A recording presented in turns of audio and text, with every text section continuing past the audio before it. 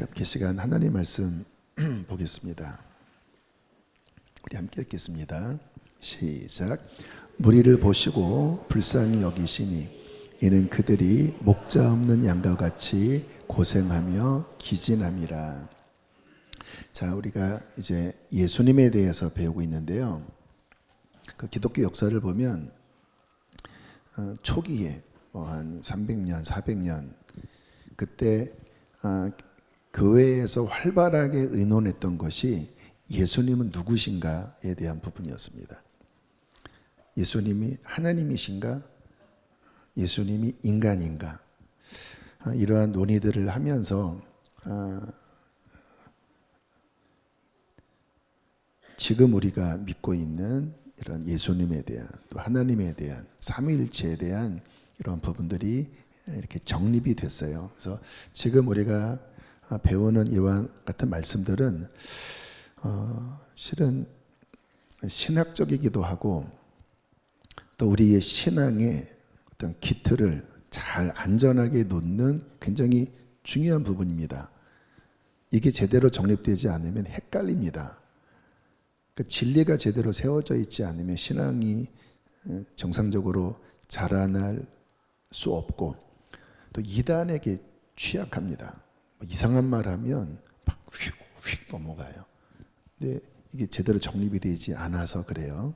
그래서 지금 하나님에 대한 또 예수님에 대한 또 앞으로 성령님에 대한 이런 말씀들 귀를 기울여서 듣기를 바라는데 우리가 아셔야 될 것은 지식적인 측면으로만 말씀을 들으면 실은 유익하진 않아요. 어떤 마음으로 말씀을 대하셔야 되냐면 정말 하나님을 사모하는 마음, 저 주님 알길 원합니다. 더 알고 싶습니다.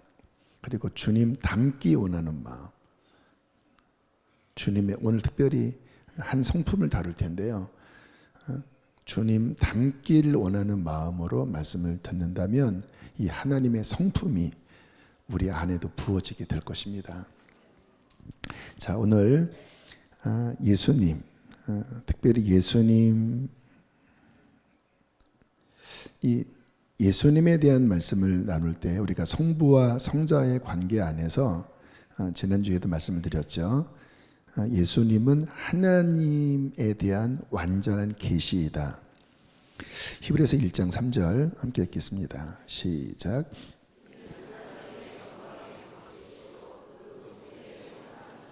이 측면으로 예수님을 바라보셔야 합니다. 하나님의 완전한 계시, 그 본체의 형상. 예수님 제자 중 빌립이 당돌하게 주님께 질문했죠. 하나님을 보여주십시오. 그 당시 문화 속에 이와 같은 요청은 한편으로는 뭔가 하나님을 경홀히 여기는 듯한 질문일 수도 있습니다. 그러나 그러한 마음은 아니었어요. 하나님을 보여주십시오. 정말 갈망했던 것 같아요. 그랬더니 예수님이 이러한 대답을 하시죠. 요한복음 14장 9절 10절. 빌립아, 내가 이렇게 오래 너희와 함께 있었는데 네가 나를 알지 못하느냐. 그 다음에 읽어보실까요? 나를 본 자는 아버지를 보았거늘 어찌하여 아버지를 보이라 하느냐. 그렇죠. 나를 본 자는 아버지를 본 것이다. 내가 아버지 안에 거하고 아버지는 내 안에 계신 것을 내가 믿지 아니하느냐. 요한복음 10장 10절 읽겠습니다. 나와 아버지는 하나이니라. 하나이니라.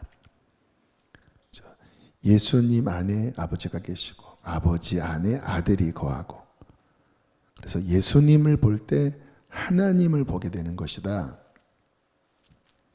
그래서 우리가 예수님을 보면서 하나님을 봐야 합니다. 물론 예수님도 아들이신 하나님이시죠. 근데 이제 어떠한 사람들은 성부 하나님과 성자 하나님을 이렇게 분리시키는 경향이 있습니다. 그러면 삼위일체가 아니잖아요. 아들을 통하여 아버지를 보아야 합니다. 자, 그런 의미에서 오늘 예수님 안에서 하나님의 중요한 한 성품을 보려고 합니다. 이 성품은 하나님에 대한 대표적인 성품이기도 해요. 그래서 이 성품을 깊이 이해할 때 하나님을 깊이 알 수가 있습니다.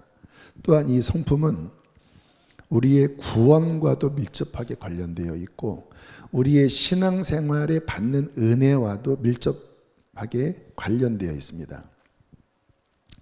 자, 예수님 안에서 그거를 좀 찾아볼 텐데요. 우리가 성경을 읽어보면, 특별히 신약 성경 예수님의 행적을 기록한 복음서를 읽어보면 예수님이 자신의 속 감정을 드러내시는 말씀들이 나옵니다. 기뻐하셨다, 또는 슬퍼하셨다, 또는 노하셨다. 감정을 드러내시는 거죠. 근데 그 중에 가장 많이 나오는 말씀이 불쌍히 여기다입니다. 그전 번역에는 민망히 여기사, 긍휼히 여기사. 한 나병 환자, 지금의 이 나병과는 좀 다른 개념이기도 합니다. 피부병인데 그러나 아무튼 심각한 온몸에 막 진물이 나는, 그 당시에는 사회적으로는 격리시키는 대상이었죠. 그러니까 이 나병이 걸리면 이 버림받은, 하나님께 버림받고 사람에게 버림받은 어떤 이와 같은 정서 때문에 사람이 굉장히 이렇게 침울해집니다. 또 쉽게 낫지도 않잖아요. 근데 이 나병 환자가 예수님 앞에 왔어요.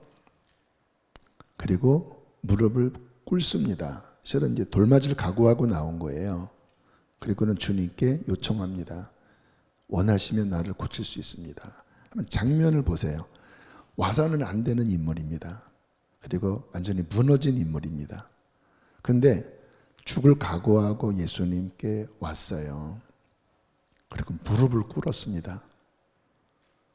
주님의 마음이 어떠셨을까요? 그 당시 종교인이라면 어디 감히, 어디, 너희들은 저기 가 있어야지, 어디 감히 사람 앞에 와. 근데 예수님의 말씀을 보면 이렇게 말씀하시죠. 마가복음 1장 41절 시작. 예수께서 불쌍히 여기사 손을 내밀어 그에게 대시며 이르시되 내가 원하노니 깨끗함을 받으라. 네, 여기서 이제 이 감정이 나오죠. 불쌍히 여기사. 그러니까 그 짓물나고 헐고 망가진 그 인생, 무릎 꿇은 그 모습 보고 주님의 가슴이 막 타오르는 거예요. 막 견딜 수 없는 마음. 그래서 성경 보면 손까지 대십니다. 손 대면 안 되거든요. 그런 부정이 옮습니다. 그게 이제 우리가 본 레위기잖아요. 근데 주님이 손을 대십니다. 그 진물에 손을 대십니다. 그러면서 뭐라고 하세요? 원해. 원해. 하나님도 원해. 너 고쳐주기를 원해. 깨끗해져라. 여기서 불쌍히 여기다의 어원, 창자, 심장입니다. 이제 유대인들은 어떤 감정이 그 장기 안에 있다고 생각했나 봐요. 창자, 심장. 여기서 불쌍히 여기다가 나왔는데 우리나라 말로 접목하면 애간장이 녹다, 창자가 끓다. 굉장히 흡사하죠? 애간장이 녹아, 창자가 끓어. 제가 전에도 한번 이 부분 말씀을 드렸는데 그 중국의 단장지혜라는 말이 또 이렇게 일맥상통합니다. 창자가 끊어지는 슬픔. 이 말의 유래가 한 배의 선원이 잠깐 정박했을 때 원숭이 새끼를 이렇게 훔쳐서 이제 배가 출발할 때 그 어미가 막 쫓아왔댔잖아요. 그 다음 정박장까지 수십 킬로를 막 울면서 쫓아왔는데 이제 정박해서 보니까 그 어미 원숭이가 죽어 있었다라고 합니다. 그래서 배를 열어보니까 창자가 다 끊어져 있었다. 얼마나 그 자식 새끼 빼앗긴 그 슬픔이 컸는지 창자가 끊어졌다. 그래서 단장, 지혜, 창자가 끊어지는 슬픔. 근데 이게 긍휼히 여기다와 실은 의미가 같아요. 창자가 들끓다. 애간장이 녹다. 복음서에 보면 이와 같은 말씀들이 계속 나오죠. 마가복음 9장 36절 시작. 무리를 보시고 불쌍히 여기사 이는 그들이 목자 없는 양과 같이 고생하며 기진함이라. 예수님 쫓아다녔던 사람들은 그 당시 하층 계급들입니다. 가난하고 병들고 못 살고. 근데 어쨌든 주님 사무에서 막 쫓아다녔거든요. 근데 그들을 바라보시는 주님의 마음이 뭐예요? 불쌍히 여기는 마음, 애간장이 녹는 마음이에요. 야, 내가 저들에게 말씀을 전해주지 않으면 저들은 목자 없는 양처럼 저들은 기진해서 쓰러질 거야. 그리고는 막 피곤하셔도 막 말씀을 가르쳐 주시고 또 아프다고 하면 친히 만지셔서 고쳐주시고. 마태복음 14장 14절 함께 읽겠습니다. 시작. 예수께서 나오사 큰 무리를 보시고 불쌍히 여기사 그 중에 있는 병자를. 역시 이 마음이 막 들끓죠. 애간장이 또 녹죠. 우리가 예수님의 어떤 기적을 생각하면 짠 하면서 막 능력을 발휘하시는 그런 느낌으로 보실 수 있는데 그게 아닙니다. 막 애간장이 녹는 거예요. 아픈 사람들을 보면 막 너무 막 아파하시면서 막 손을 대시고 막 고쳐주신다라는 거예요. 예수님에 대한 예언을 담은 이사야서에는 예수님의 행적을 이렇게 예언을 했습니다. 42장 3절 시작. 상한 갈대를 꺾지 아니하며 꺼져가는 등불을 끄지 아니하시고. 잘 아시는 말씀이죠. 상한 갈대면 이제 거의 끝까지 온 어떤 사람들을 의미합니다. 병이 끝까지 오든 인생이 끝까지 가서 이제 망하기 직전이든 죽기 직전이든. 근데 예수께서 이 땅에 오시면 그 메시아는 그 상한 갈대를 꺾지 아니하시고 꺼져가는 등불 심지를 끄지 않으신다. 그 세상에서 완전히 소외되고 버림받은 자들을 예수님은 외면하지 않으시고 다시 품으신다. 그게 예수님의 행적 아닙니까? 주로 그런 사람들을 찾아다니셨잖아요. 그런데 이 마음이 곧 하나님 아버지의 마음이라는 거예요. 예수님 안에 있는 이 긍휼이 아버지의 마음이라는 거예요. 하나님 아버지의 마음. 시편에는 이 하나님의 긍휼을 노래하는 시들이 되게 많아요. 시편 103편 3절부터 14절 제가 읽어보겠습니다. 여호와는 긍휼이 많으시고 은혜로우시며 노하기를 더디하시고 인자하심이 풍부하시도다. 여러분에게 하시는 음성으로 들어보세요. 우리가 죄를 지었을지라도 자주 경착하지 아니하시며 노를 품을지라도 영원히 품지 아니하시리로다. 우리의 죄를 따라 우리를 처벌하지는 아니하시며 우리의 죄악을 따라 우리에게 그대로 갚지는 아니하셨으니. 징계는 하셨지만 우리의 죄만큼 징계를 내리시지 않으셨다라는 거예요. 11절. 이는 하늘이 땅에서 높음같이. 얼마나 높습니까 하늘이.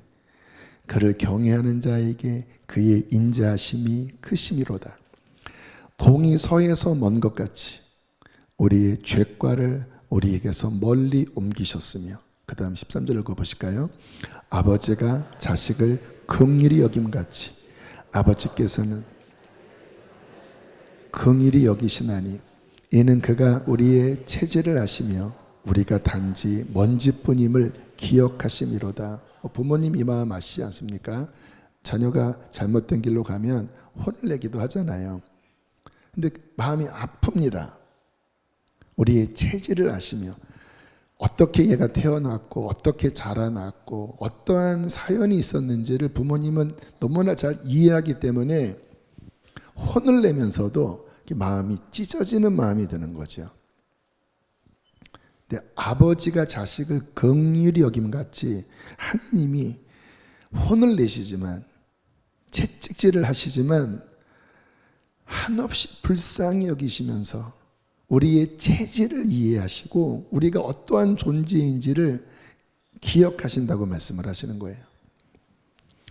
여러분, 우리의 구원은 이 긍휼 때문에 구원을 받은 것입니다. 만약에 우리의 행위대로 주님이 그대로 어떤 판결을 내리셨다고 하면 아무도 구원을 받을 수 없습니다. 또 구원을 받았다 할지라도 우리는 지금처럼 이렇게 신앙생활을 유지할 수 없습니다.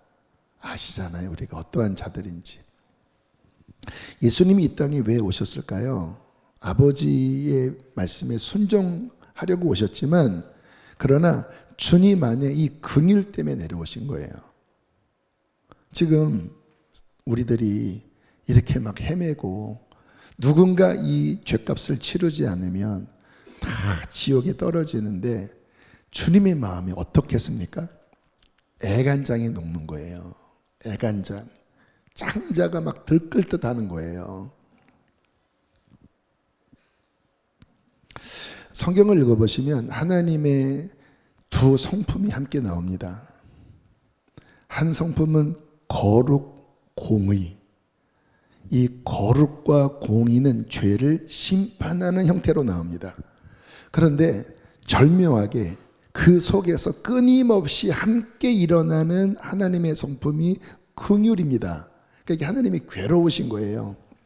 그냥 딱 심판만 내리시면 어쨌든 그냥 끝내실 텐데, 심판을 내리시려다가도 이 긍휼이 막 끌어오르시니까 막 고민하시는 말씀들이 구약에 보면 굉장히 많이 나옵니다.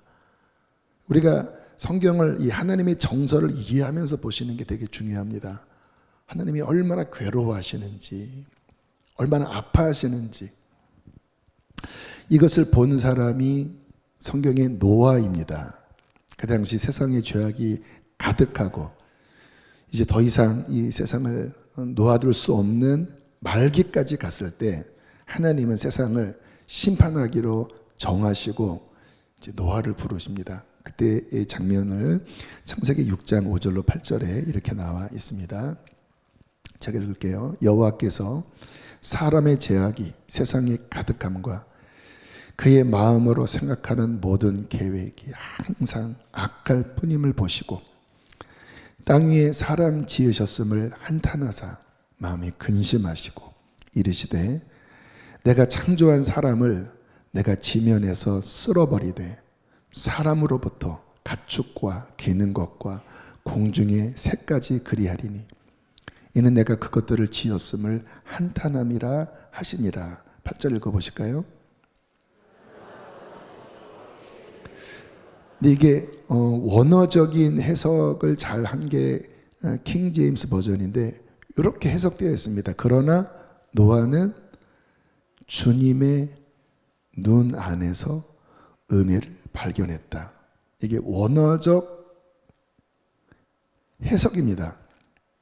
이게 뭐냐면 하나님이 이제 끝내겠다 그를 정하시고 이제 노아에게 오셔서 그 말씀을 하신 거예요. 이제 때가 되면 내가 물러서 심판할 거야. 근데 내가 너를 택했다. 너는 방주를 지어라. 근데 그때 노아는 하나님의 눈빛 안에서 너무나 아파하시는, 슬퍼하시는 눈빛을 본 겁니다. 심판하겠다고 하시는데 심판하고 싶지 않으신 거예요. 그 마음 아시나요? 이제 심판하셔야 합니다. 이미 끝까지 갔어요. 그것을 말씀하십니다. 근데 괴로워하시는 거예요. 그리고 노아를 보시면서 너를 통해서 내가 다시 내가 인간을 번성시키고 또 범죄하겠지만 그러나 먼 훗날 나의 아들을 보낼 거라고 하는 어떤 무언의 하나님의 어떠한 긍휼, 그분의 아픔을 노아가 본 겁니다. 그게 노아는 하나님의 눈 안에서 은혜를 찾았다. 그 8절의 해석입니다.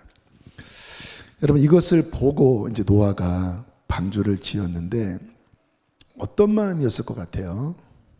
야, 이 나쁜 놈들, 이제 우리 가족만 사는 거야. 이제 한 100년 지나면 너희들 다 끝이야. 지금은 비웃지? 이제 좀만 기다려봐. 이랬을까요? 만나는 사람들에게 그랬을 거예요. 회개해야 한다. 곧 심판이 와. 곧 심판이 와.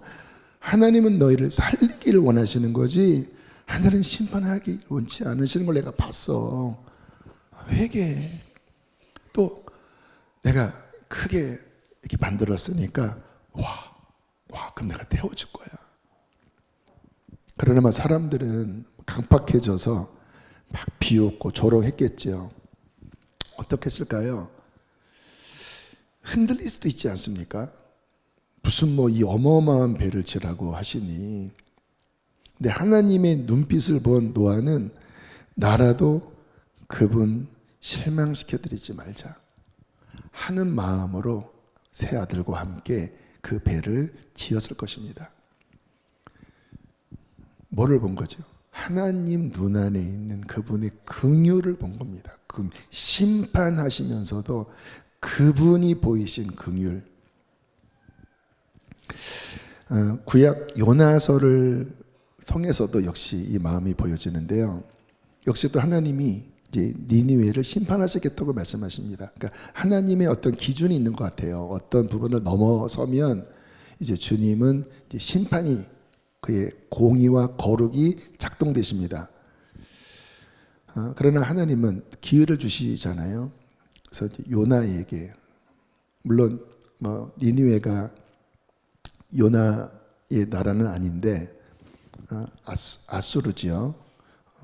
그러나 요나에게 너는 가서 나의 뜻을 전하라 그렇게 말씀을 하셨습니다. 근데 요나도 이제 노아와는 좀 다른 태도이긴 하지만 니느웨를 심판하신다는 말씀 속에 왠지 회개하면 용서하실 거란 느낌을 받았습니다. 3장에 보면 실은 그 고백이 나와요. 근데 요나는 이게 싫었어요. 왜냐하면 니느웨, 아수르는 자신의 나라를 침탈하는 민족이 원수였거든요. 결국 아수르로 인하여 이스라엘이 망합니다. 요나는 이스라엘의 선지자였잖아요. 그래서 반대쪽으로 튑니다. 반대쪽으로. 그러다가 아시는 것처럼 하나님께 호되게 혼나고 거의 하나님의 손에 그냥 목줄을 잡고 질질 끌려가듯 다시 니느웨로 갔어요. 요나가 니느웨에 도착해서 하나님 말씀을 전하는데 성경을 보면 이게 본인의 이 심리가 잘 나타나 있어요. 요나서 3장 3절 4절 보시면 요나가 여호와의 말씀대로 일어나서 니느웨로 가니라. 니느웨는 사흘 동안 걸을 만큼 하나님 앞에 큰 성읍이더라. 4절을 읽어보실까요?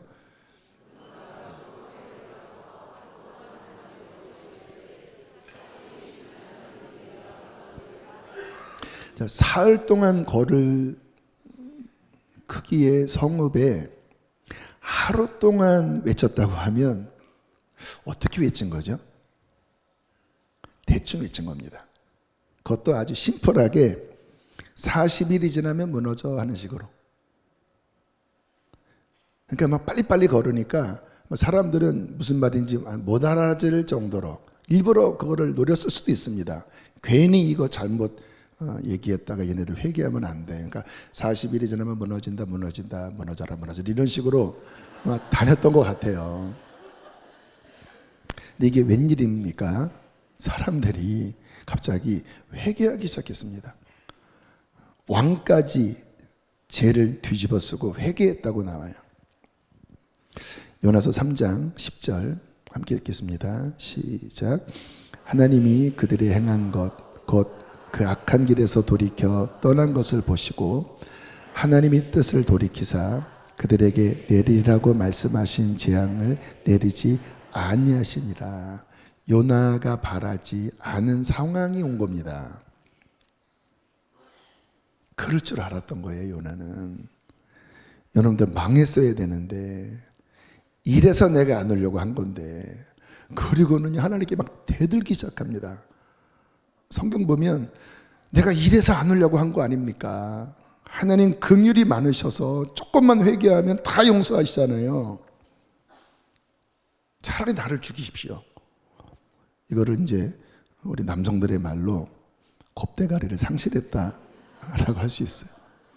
막 나를 죽여달라고 막 하나님 막 인자가 너무 막 크셔서 막 조금만 회개하면 다 용서하시는 분이시고 내가 다 알았기 때문에 내가 이래서 내가 저쪽으로 내가 도망간 거라고. 근데 주님 이들을 내버려 두신다고요? 차라리 내가 죽는 게 낫겠습니다. 막 승질을 내요. 진짜 막 한성가라는 사람 같아요. 주님께서 인자하게 말씀하십니다. 너 지금 화내는 게 옳은 거냐? 참 하나님은 이런 면에서는 뭐라고 표현해야 될까요? 진짜 이렇게 너무 인자하시기도 하고 또는 상처가 없으신 것 같아요. 상처 많으면 막 어디 이 새끼 하면서 이렇게 할 텐데 네, 담백하게 말씀하십니다. 너 지금 화내는 게 옳은 거냐? 그러니까 얘가 또 대답도 안 합니다. 요나가. 그리고는 저 옆 동네 좀 언덕배기에다가 뭐 하나 대충 쳐놓고 혹시 망할 수도 있어. 하나님이 진노를 내리실 수도 있어. 하고는 이제 그거를 지켜보려고 앉아 있는 거예요. 그랬더니 하나님이 작전을 피시죠. 갑자기 막 박농쿨이 하루 만에 막 이따만하게 막 손바닥만하게 막 가득가득 자라면서 이 중동 지역이 덥잖아요. 이 그늘이 이게 들여지게 된 거예요. 그러니까 요나가 너무 또 기분이 좋았습니다. 아무게 정서적으로 좋지 않으면 이게 이 조울증이 심한 거예요. 막 화냈다가 슬펐다가 또 조금 좋으면 막 해했다가. 근데 이제 다음날 하나님이 이제 벌레 군대들을 이제 총 출동시키십니다. 먹어라. 그랬더니 막 벌레들이 막 밤새 하면서 또 그늘을 만들어줬던 넝쿨 잎을 막 싹 먹어버린 거예요. 그리고는 하나님이 뜨거운 바람을 불게 하시니까 막 한낮에 막 뜨거운 태양이 막 머리를 막 그냥 쬐고 그리고 막 견딜 수 없는 막 그런 바람이 막 부니까 또 이제 이 말을 해요. 하나님 그냥 난 확 죽고 싶다라니까요. 내가 왜 죽여달라는데 왜 안 죽이시냐 이거예요. 나를 그냥 여기 보내시고 쟤네들 죽기를 바랬는데 쟤네 안 죽이면 나를 죽여달라니까요. 하나님이 또 대화하세요. 너 지금 이 박넝쿨이 시들었다고 나한테 화내고 있는데 그게 옳다고 생각하니? 주님도 아무튼 좀 집요하신 것 같아요.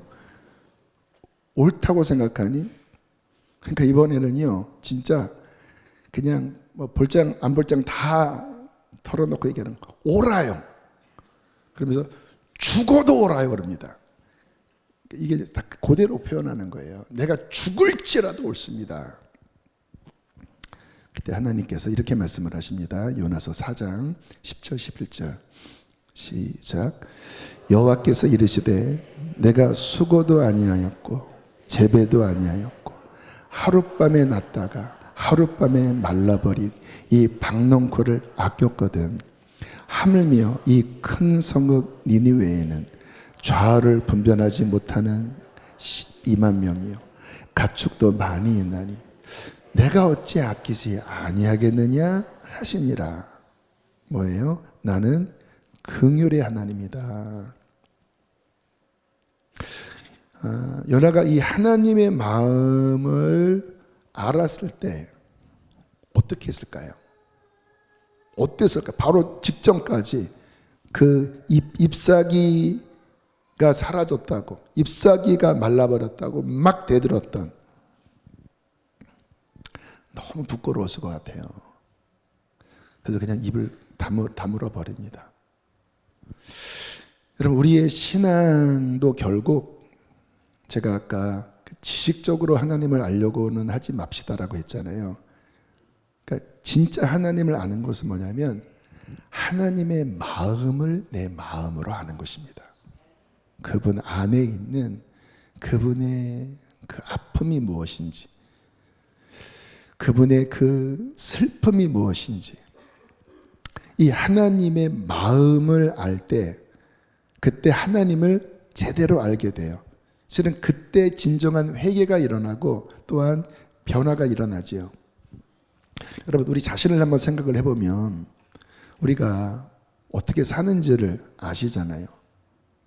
겉으로야 뭐 하나님 잘 믿는 것 같고, 뭐 겉으로야 뭐 사람들에게 존경받는 것 같지만, 실제 우리가 하나님 앞에 얼마나 부끄럽고 얼마나 그분을 실망시켜드리는 자인가를 우리는 알잖아요. 근데 그런 우리를 바라보시는 하나님의 눈은 어떤 눈이실까? 어떠한 마음으로 나를 바라보실까? 아마 말할 수 없이 아파하시는 눈일 겁니다. 또 우리가 하나님 앞에 주님 잘못했습니다 회개할 때 그분의 눈은 어떠한 눈일까요? 너 이거 벌써 몇 번째야? 이렇게 막 판단하고 정죄하는 눈이 아니라 불쌍히 여기는, 아비가 자식을 불쌍히 여긴 같이 우리의 체질을 아시며 그냥 그분께서 그냥 한없이 불쌍한 눈으로 우리를 바라보시는 눈, 그리고 다시 우리를 일으키기를 원하시는, 포기할 수 없는 그 하나님의 눈을 통하여 그분의 마음을 알 때 비로소 진정 하나님을 알게 될 것입니다. 주님께서는 우리가 하나님을 알라고 말씀하십니다. 힘써 하나님을 알라고 말씀하세요.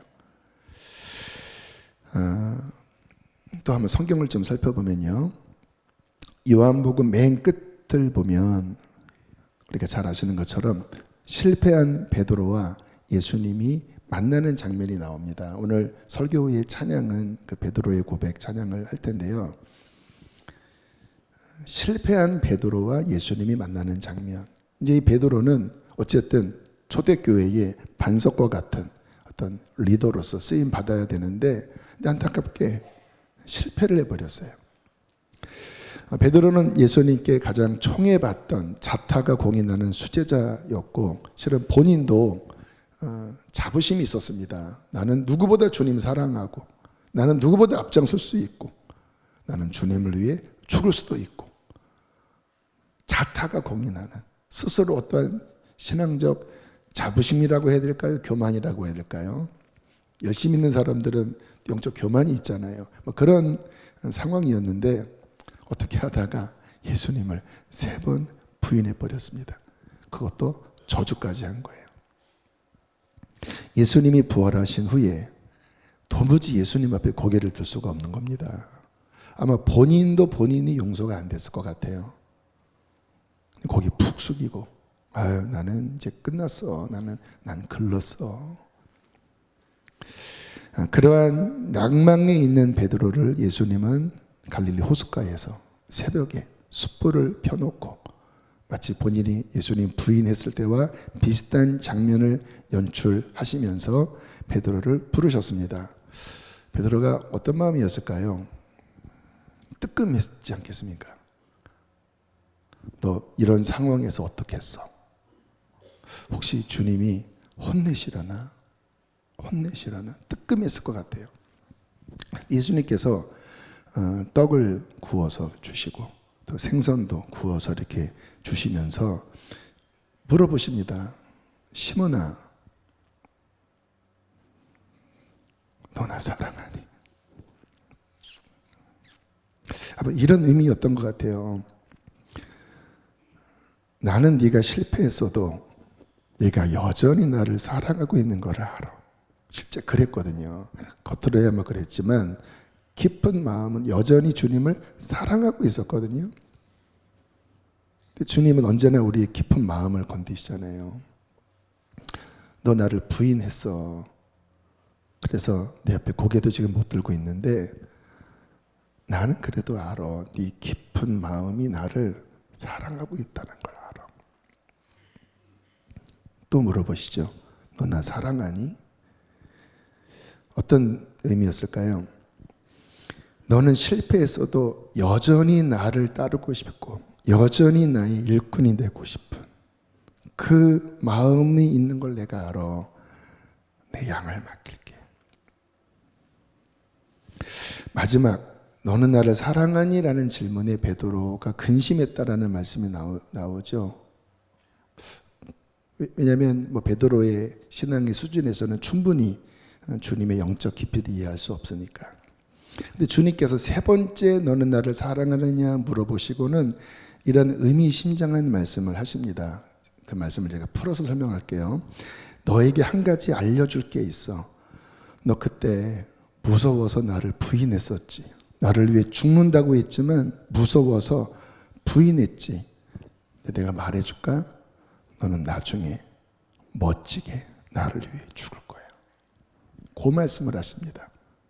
나중에 어떻게 팔을 벌리고 하나님께 영광을 돌릴지. 너 지금은 못해.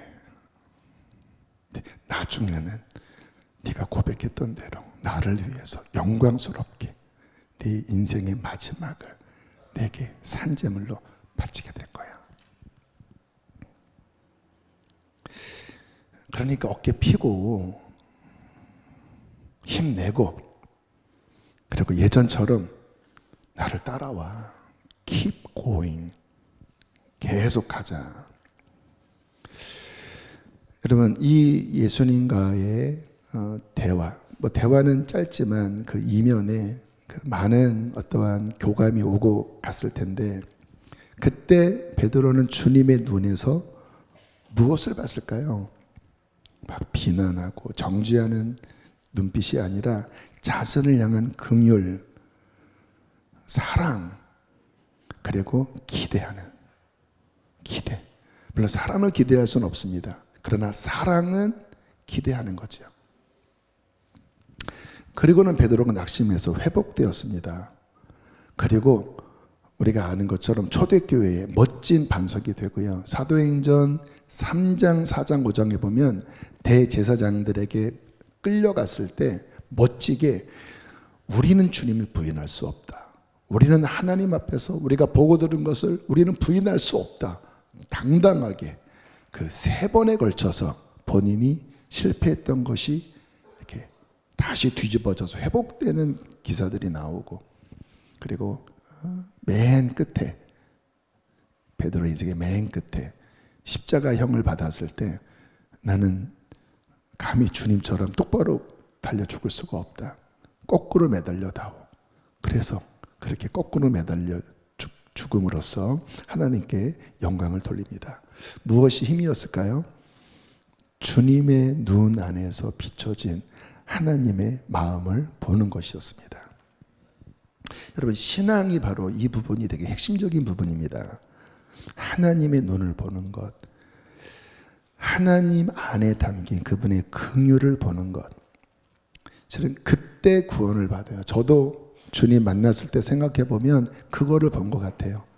뭐라고 다 설명할 수 없었지만 그 하나님 안에 있는 긍휼, 그분의 구원.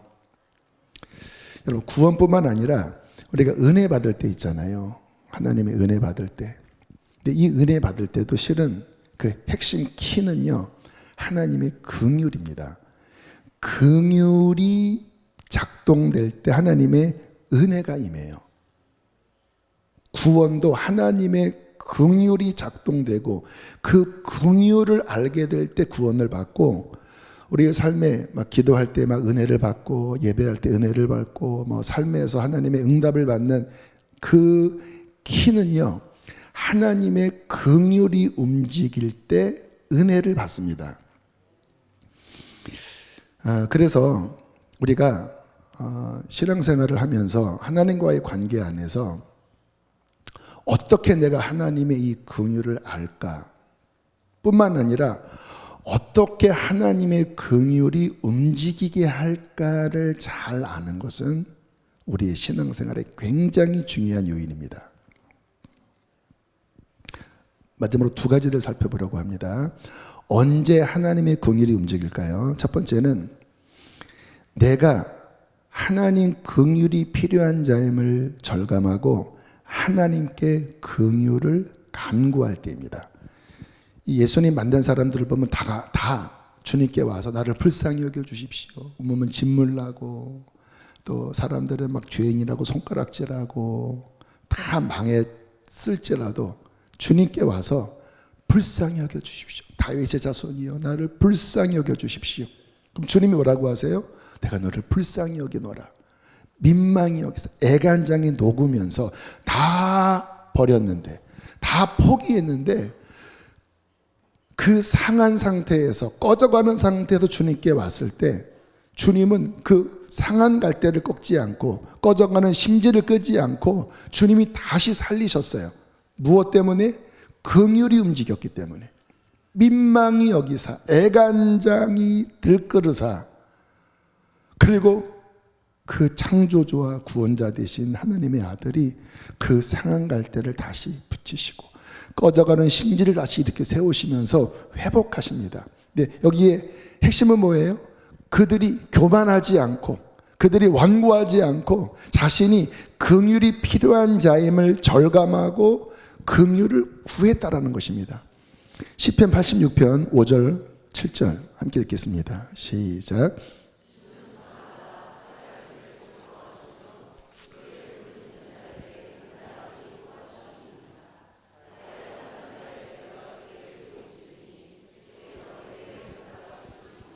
얼마나 아름다운 말씀인가요?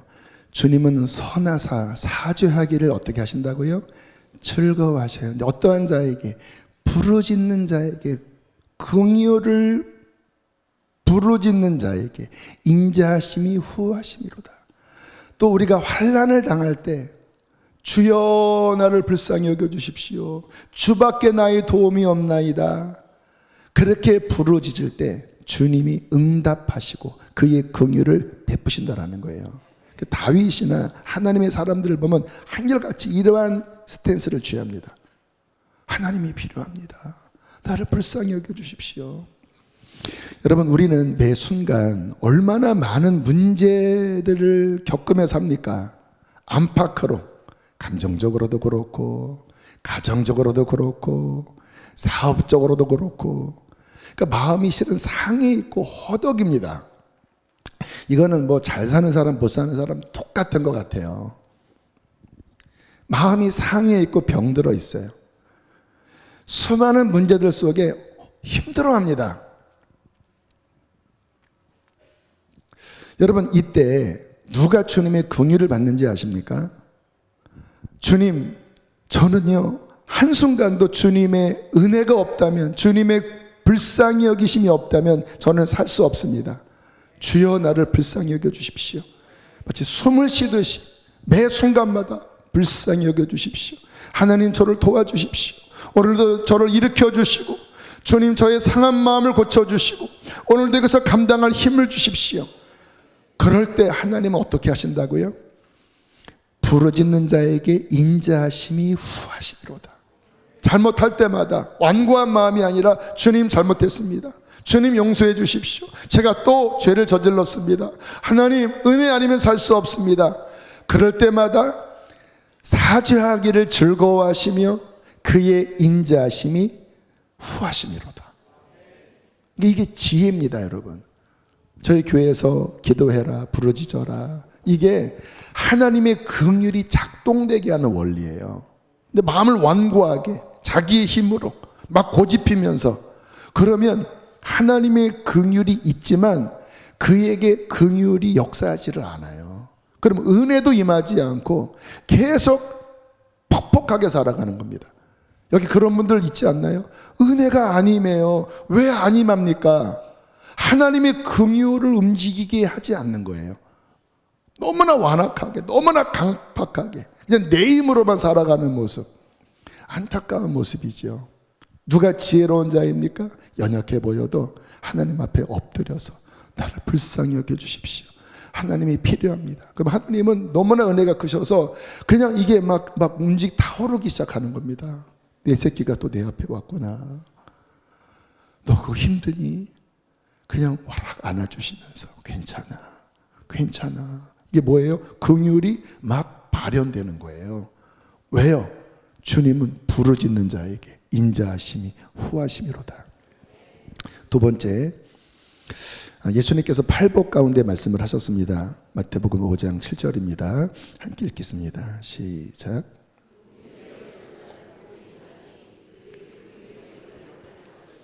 누가 긍휼히 여김을 받는다고요? 긍휼히 여기는 자, 긍휼을 실천하는 자. 그러니까 우리가 아까 하나님을 닮고자 하나님을 알아야 한다고 그랬잖아요. 우리가 하나님의 전능하심을 닮을 수는 없습니다. 근데 이 긍휼을 닮아야 하는 거예요. 우리의 삶에서 우리도 불쌍히 여기는 마음을 품으려고 하는 것. 그때 하나님의 긍휼이 이렇게 선순환이 되는 거예요. 며칠 전에 그런 마음이 들었습니다. 야, 요즘 개척교회가 어렵다고 하는데 어떻게 우리 교회가 도와야 하는 건 아닌가? 갑자기 그런 마음이 들었습니다. 그래서 우리가 소속된 독립교회연합회 사무총장 목사님께 문의를 드렸습니다. 혹시 우리 교단에 어려운 교회가 있다면 소개시켜 주십시오. 기획위원들과 의논해서 어떻게 도울 방법을 한번 찾아보겠습니다. 그때 되게 고마워하시더라고요. 그러면서 10교회를 말씀하시면서 더 많지만 독립교단이기 때문에 스스로 헤쳐나가려고 한대요. 근데 한 10교회 정도는 되게 실은 어렵다고. 그래서 1년 정도씩 끊어서 섬겨주시면 그 독립심도 유지되면서 도움이 될 것 같다고. 그래서 이제 저에게 자료를 보내왔는데 이사야서 말씀이 생각이 나더라고요. 그 금식에 대한 말씀인데 주님께서 이렇게 말씀하십니다. 야, 밥을 안 먹는 것만이 금식이 아니야. 자, 이사야 58장 6절부터 보시면 내가 기뻐하는 금식은 금식하면 흉악의 결박을 끊어준다는 말씀이 아닙니다. 여기 묶여있는 자를 풀어주는 거라는 거예요. 금식은. 여기 지금 누가 힘들어서 막 팔렸어요. 그럼 내가 돈을 지불해서 이 사람 흉악의 결박을 풀어주는 이게 금식이라는 거예요. 압제당하는 자를 자유하게 하는 것, 또 모든 멍에를 꺾는 것이 내가 기뻐하는 금식이 아니겠느냐. 또 줄인 자에게 내 양식을 나누어 주며 유리 아닌 빈민을 집에 들이며 헐벗은 자를 보면 입히며 또 내 고륙을 피하여 스스로 숨지 아니하는 것이 아니겠느냐. 여기 지금 허덕이는데 난 몰라. 이렇게 하지 않고 어떻게 해서라도 섬기려고 하는 이런 게 금식이야. 이게 내가 기뻐하는 금식이야. 아무튼 교회가 우리 형제잖아요. 목회자들이 힘들어한다고 하면 이게 외면하면 안 되는 거 아닌가? 문득 그런 마음이 들었어요. 그리고 이 말씀이 떠올랐습니다. 근데 그 다음 절 8절 9절을 보면 이렇게 말씀합니다. 함께 읽겠습니다. 시작. 그리하면 내 빛이 새벽같이 비출 것이며 내 치유가 급속할 것이며 내 공의가 내 앞에 행하고 여호와의 영광이 내 뒤에 호위하리라. 내가 부를 때에는 나 여호와가 응답하겠고 내가 부르짖을 때에는 내가 여기 있다리라. 뭐예요? 그러면 그 긍휼의 마음을 품고 실천을 하는 그 모습을 보고 내 긍휼이 네 인생에 부어질 거야. 빛이 새벽처럼 어두운 내 인생에 새벽빛처럼 인생이 비출 것이고 네가 상했다면 네 치유가 급속하게 일어날 것이고 너의 그 선한 행위가 내 앞에서 움직이겠고 여호와의 영광이 내 뒤에 호위할 것이고 네가 부르면 나 여기 있다. 부르짖으면 나 여기 있다라니까. 근데 전제 조건이 뭐예요? 아픈 자, 가난한 자, 묶인 자들을 외면하지 않고 그들을 불쌍히 여기는 이 모습이 있을 때 나의 긍휼과 은혜가 풀어질 것이다. 이 말씀이 떠올랐습니다. 그래서 어쨌든 오늘 기획위원 통해서 어떻게 좀 섬길지를 좀 의논을 하고 또 좀 나누면 여러분의 중에서 그냥 감동되면 뭐 억지로 헌금하면 안 되는 거니까 긍휼 헌금이라고 여러분들이 내시면 한 10교회 정도, 그래도 너무 적지 않은 금액으로 교회 재정으로 일단 1년간 끊어서 10교회를 섬기는 것. 근데 여러분 이게 하나님의 긍휼이 흐르게 하는 원리입니다. 그때 하나님의 치유와 하나님의 빛 축복과 하나님의 응답이 급속하게 내려온다는 것입니다. 왜 그럴까요? 하나님은 긍휼의 아버지시기 때문에 그렇습니다. 저는 우리 하나님이 이 긍휼이 풍성하신 하나님이라는 것을 감사합니다. 또 이 하나님의 긍휼을 예수님을 통하여 보여주시니 감사합니다. 더 그분을 알아가고 더 그분의 마음을 본받는 우리가 되기를 원합니다. 이 시간 함께 찬양을 할 텐데요. 베드로의 고백이라는 찬양을 부르면 좋겠다는 마음이 든 것은 아마 이 가사 속에 어떤 주님과의 대화가 일어날 것이라는 마음이 들어요. 저 자신도 그렇고 하나님의 긍휼이 이 고백 속에 우리에게 다가오셔서 풀어주시고 또 말씀해 주실 것입니다. 우리 함께 이 시간 찬양하고 기도하겠습니다. 내가 가장 후회하지 않는 일 예수를 따르는 일 내 금을 버리고 내 사랑들 뒤로 하고 나를 부르신 주님과 동행하는 일 나의 평생에 소원하는 일 예수를 닮아가는 일 굳은 마음 제하시고 사랑을 가르치신 나의 예수님을 사랑하느니 날 부르심에 감사 날 놓지 않으심 감사 하늘 보좌 버리고 날 사랑하심에 감사 나의 모든 삶을 남은 모든 인생을 예수님과 함께 걷겠습니다.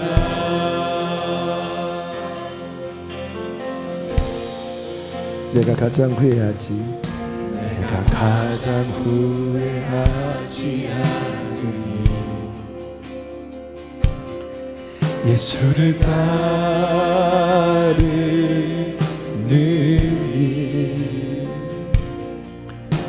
내 금을 버리고 내 사랑들 뒤로 하고 나를 부르신 주님과 동행하느니 나의 평생에 소원하느니 예수를 닮아가느니 굳은 마음 제하시고 사랑을 가르치신 나의 예수님을 사랑하느니 날 부르심에 감사 날 놓지 않으신 감사 하늘 보좌 버리고 날 사랑하심에 감사 나의 모든 삶을 남은 모든 인생을 예수님과 함께 날 부르심에 감사 날 부르심에 주님께서 우리를 부르셨습니다. 날 놓지 않으신 감사 하늘 보좌 버리고 날 사랑하심에 감사 나의 모든 삶을 남은 모든 인생을 예수님과 함께 걷겠습니다.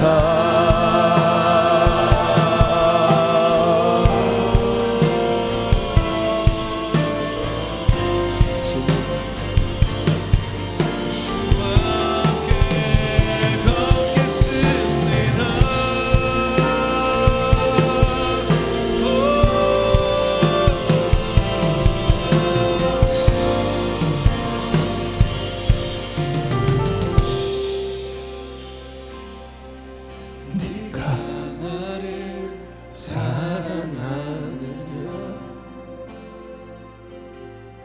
네가 나를 사랑하느냐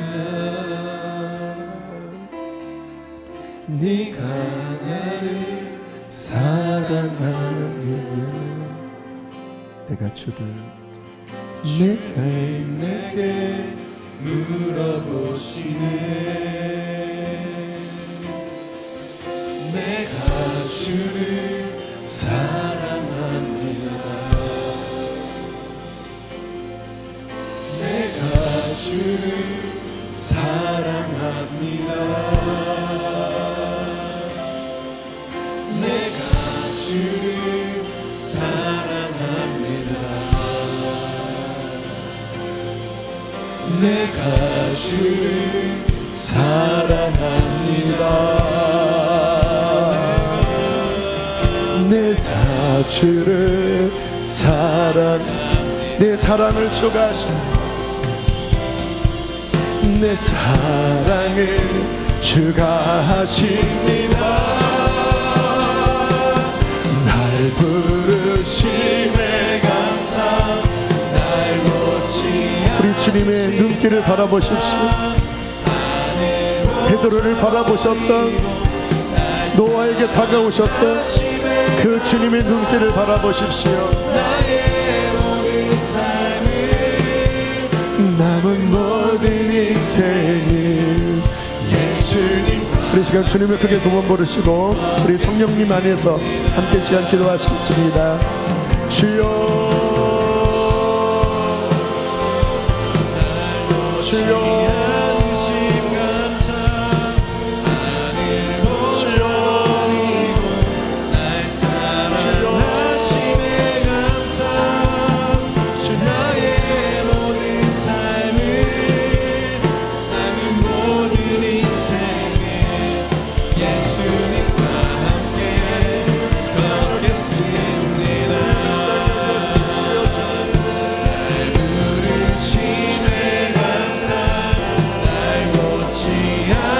주님께서 우리에게 어떻게 찾아오셨으며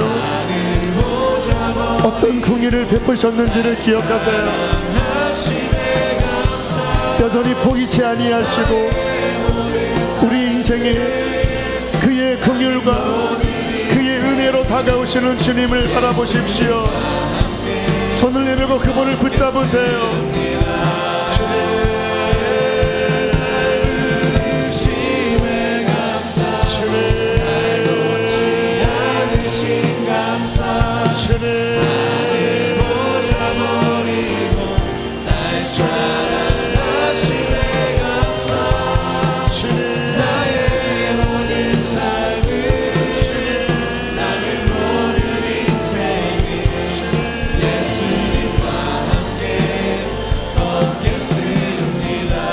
네가 나를 사랑하느냐 네가 나를 사랑하느냐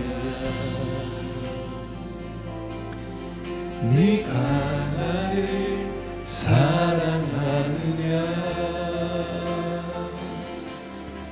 네가 나를 사랑하느냐 주님 내게 물어보시네 주님 내게 물어보시네 내가 주를 사랑합니다 내가 주를 사랑합니다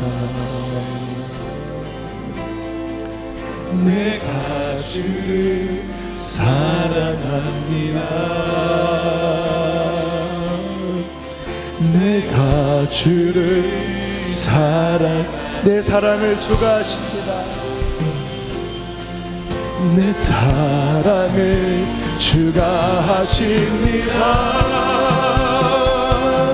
날 부르심에 감사 날 놓지 않으신 감사 하늘 보좌 버리고 날 사랑하심에 감사 나의 모든 삶을 남은 모든 인생을 예수님과 함께 걷겠습니다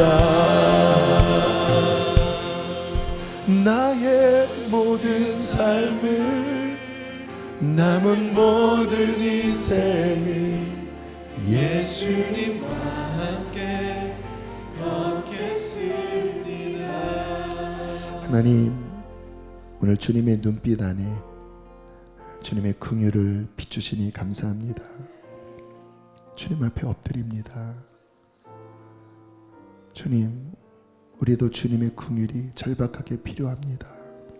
불쌍히 여겨주시고 하나님, 당신의 문둥병자를 만지셨던 그 손길로 우리의 병든 마음, 우리의 상한 인생을 만지사 고쳐주십시오. 우리의 가정을 고쳐주십시오. 내가 너를 불쌍히 여기노라. 내가 너를 고치기를 원하노라. 아버지, 이 긍휼이 우리의 인생에, 우리의 가정에, 우리의 삶에 충만하게 부어져서 하나님 회복과 하나님 평강과 하나님의 놀라우신 영광이 드러나게 해주십시오. 그리하여 이제 우리도 긍휼을 베푸는 자로, 긍휼을 나누는 자로 그렇게 살게 하여 주시옵소서. 귀하님을 봉헌합니다. 기쁘게 흠양하시고 사랑하는 성도들의 모든 삶을 축복하소서. 이제는 우리를 죄에서 건지신 예수님 구원의 은혜와 아들을 아낌없이 주신 하나님의 긍휼의 사랑과 우리 안에 거하시어 아버지의 긍휼, 예수의 긍휼을 보게 하시는 성령님의 교통하심이 사랑하는 성도들의 인생 안에 충만할지어다. 아멘.